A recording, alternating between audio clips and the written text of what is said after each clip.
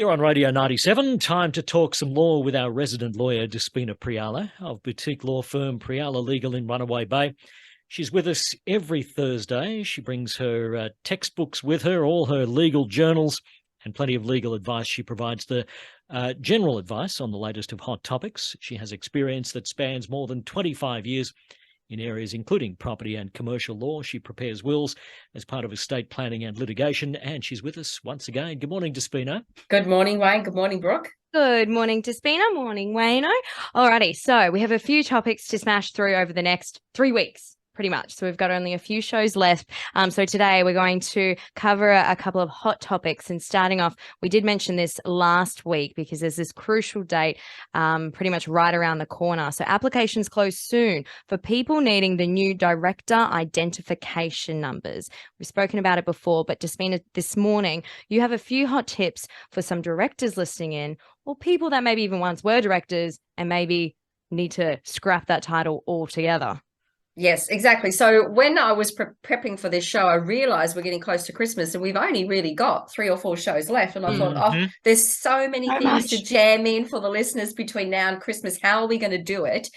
So I thought, well, we're just going to have to get through these topics as best we can. So that's why I've got about 3 topics today, which is more than what we normally do to try and cover everything. So let's start with the director identification numbers. We've talked about that quite a few times on the show before, and I'm going to talk about it again today. So I don't want the listeners to tune out because we've got some extra hot tips and information, which is really critical, and I really want people to listen up. So we know that the deadline's looming. It's the 30th of November, so I think that's about 2 weeks from now. A couple of weeks. Yeah, that's right. So this is applying to those people who have been directors or were directors since and are directors since the 31st of October last year.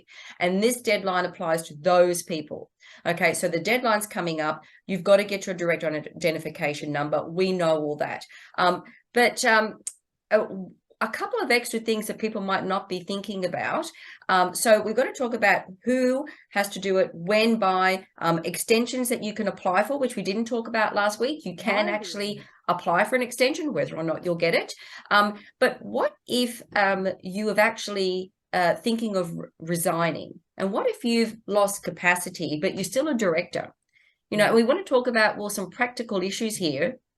And really, you should be getting off as a director before the 30th of November. So let's talk about this extension. So we do know that you've got to get your director identification number by the 30th of November.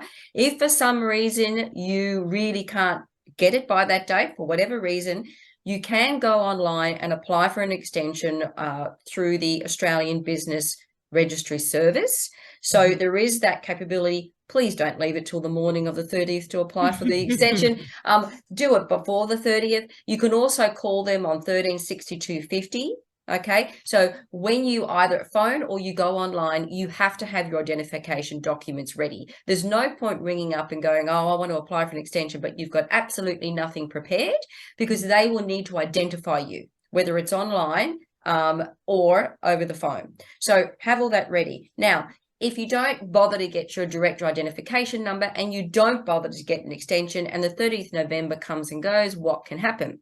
Okay, so we've got severe penalties. So at a criminal level, we've got criminal penalties of up to $13,200, and that can actually increase to $26,640 in circumstances where a person has deliberately applied for multiple director identification numbers. That fine does go up to $26,640 and 1 year in imprisonment, because you're basically committing a fraudulent act. So that's really important. At a civil level, the penalties are up to $1 million. So this is serious, guys. So you really have to take this seriously. Go and get your DIN, your director identification number. Do it before the 30th. If you're having problems, get that extension. Hopefully you can, but apply for it before. Now, what if you were a director prior to the 31st of October, like we said, but you've ceased to be a director between the 31st of October and now, right? Yeah. Okay, so what happens? So this was a bit of a grey area, and because of that, with the legislation, the Commissioner has recently issued, only very recently, a draft legislative instrument, okay, and ABRS 2022 D1, and what that says is that the effect is those people who were directors prior to the 31st of October last year, but have since resigned. Okay, they are not required to get their direct identification number. Really important, because people out there might say, but I was a director, but I've since resigned. Do I still have to get it? No, you don't. So that answers that question. And then we have other situations. Well, what if you are a director, but you cannot apply for it because you might have lost capacity? So that's a real issue that could happen. And you might be involved in a company where you know a director is still a director, formally on record, but they actually have lost capacity. So somebody within that company and organization should really remove them as a director, because you're going to get to the 30th. They wouldn't have applied for their direct identification number, and that person could be hit with penalties. And if they've lost capacity, so they really can't act, get them out of that company so they do no longer need to get their DIN, okay, and do that before the 30th. So that's really, really important for people.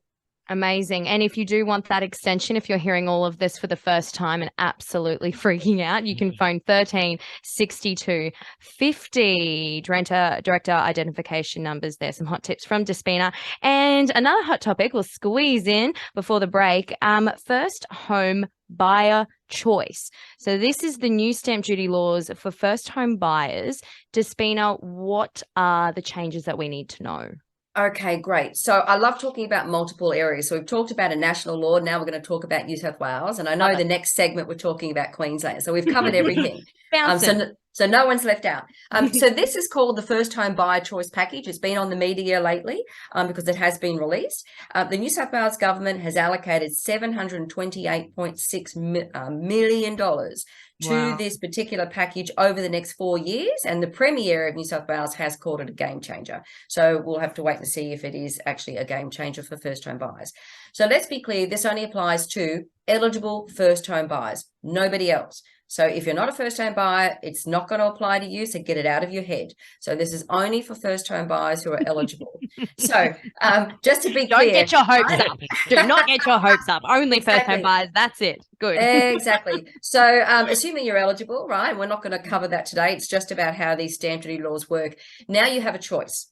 So the power's been given back to you as the first home buyer. What can you do if you want to buy your first home, or buy your first vacant land where you're going to build your first home? So you now have a choice. You can pay an annual property fee or an upfront stamp duty amount. So two different things: an annual property fee or upfront stamp duty. So what are the benefits? Well, you could say easily it's going to reduce the overall upfront cost of first home buyers, isn't it? Because they've got to come up with their deposit. They're going to come up with other costs for their funder. There's legal costs involved, but the stamp duty now has been removed. So that's a real benefit. Buyers can decide for themselves now what suits them best financially. So as I said, the power's been given to the first home buyers to decide what is best for me, and they can make that choice. And also it's good if you intend to actually buy your first home, but look, we're going to probably stay here for 3-4 years, maybe 5 years, and then sell. Okay, so it's a short period of time. You're not going to stay there for decades. I know you can't plan everything, but typically when you buy your first home, you don't stay there for the rest of your life. So if it's going to be a short period of time, it actually makes sense to take up the option of the annual property fee as opposed to the big upfront lump sum stamp duty amount. Okay, because it's for a shorter period of time. So let's talk about some practicalities. Eligible first home buyers can actually access a scheme already from the 12th of November. However, to be clear, from the 12th of November to the 15th of January next year, okay, because there is this transitional period. And what that means is if you're a first home buyer right now and you're going to buy your first home right now, so between now and the 15th of January, you can access the scheme, but you still have to pay your stamp duty now. Well, what will happen is after the 16th of Jan, you can then apply for the refund.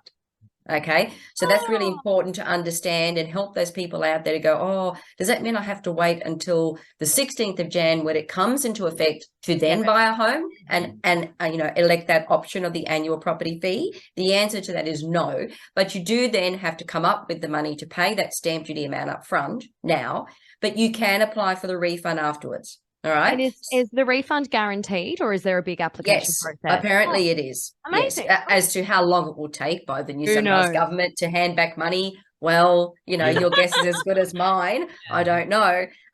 So that's one practicality. So after the 16th of Jan, be very clear, then buyers can absolutely opt into this choice. Okay. Now, available for dwellings costing up to 1.5 million. Okay, so there's a cap.